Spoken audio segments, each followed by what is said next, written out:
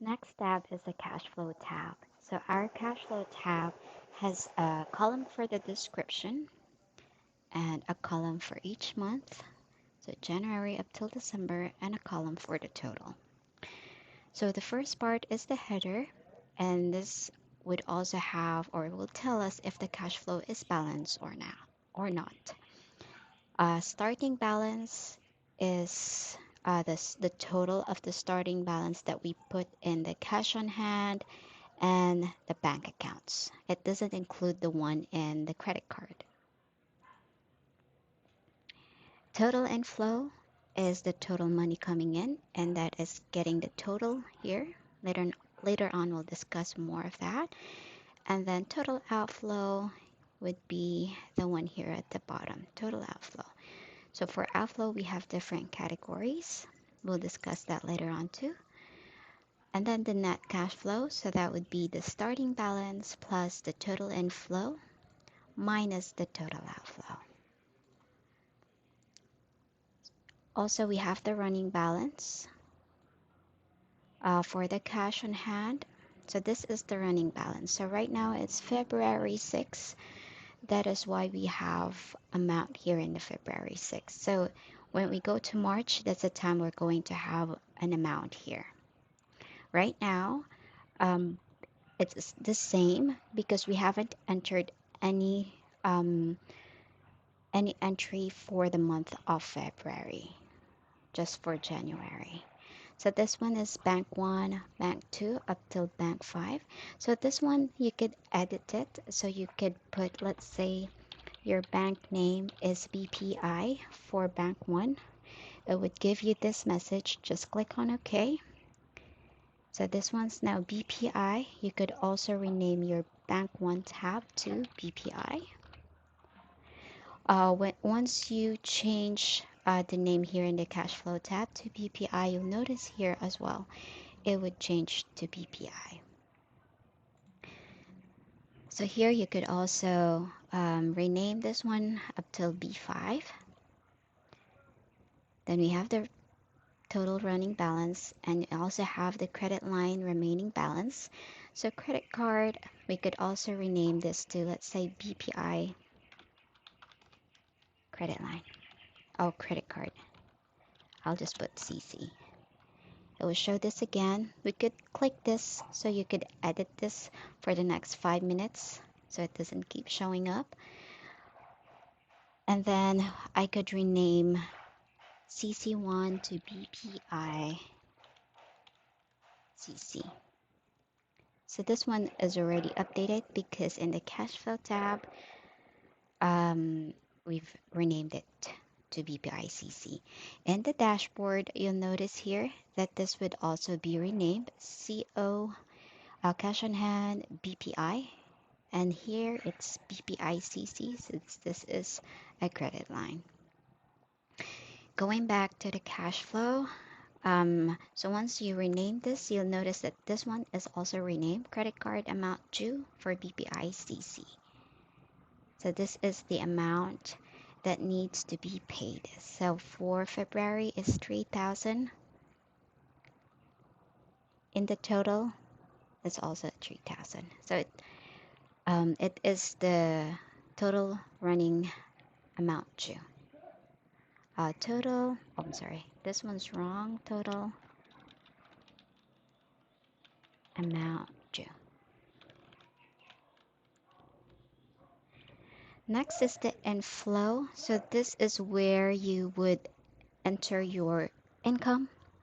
So I've put salaries, VA, client 1, 2, and 3, but you could rename this salary. Maybe I'll just put job 1, and then you could put job 2, and so on. I've included bank interest since it's money coming in. You put it here.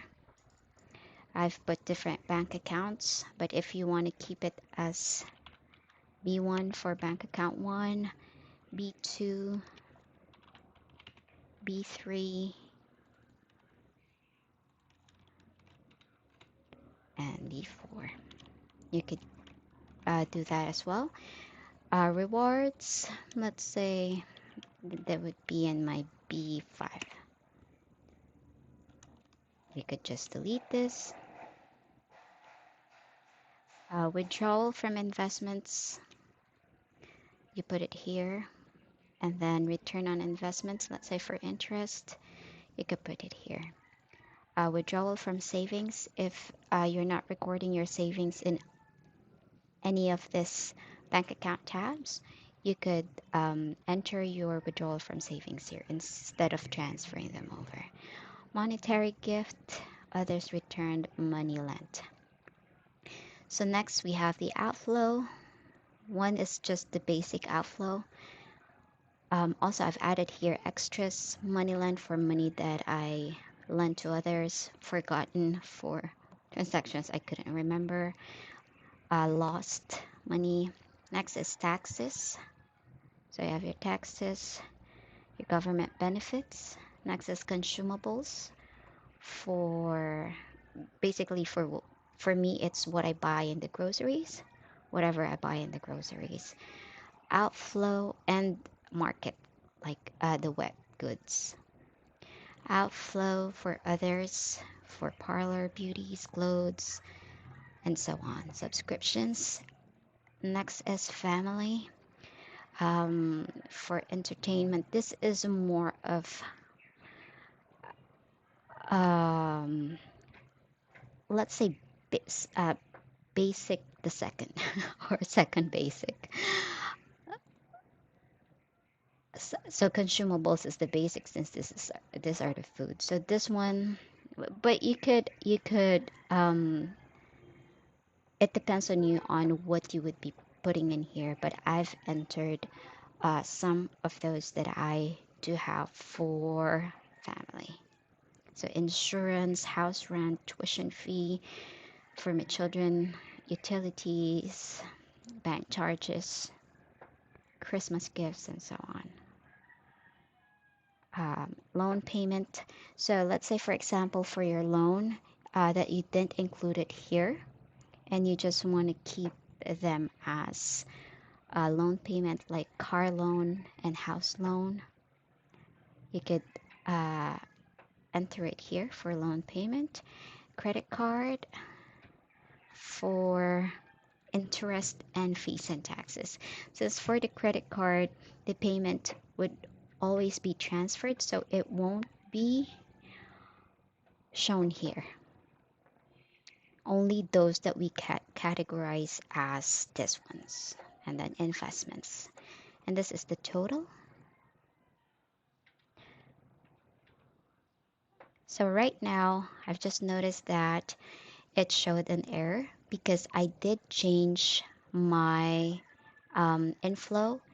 So it was cash on hand, it was salaries VA client. So let me just copy this back. So also a reminder, you can edit your categories here if you haven't entered them yet. But like this, for example, I could change this back to salaries VA client, or I could just update this one as job one. You also notice that it is showing an error and making our cash flow not balanced. So you could either edit this as job one because we changed that to job one, and that should make that error go away.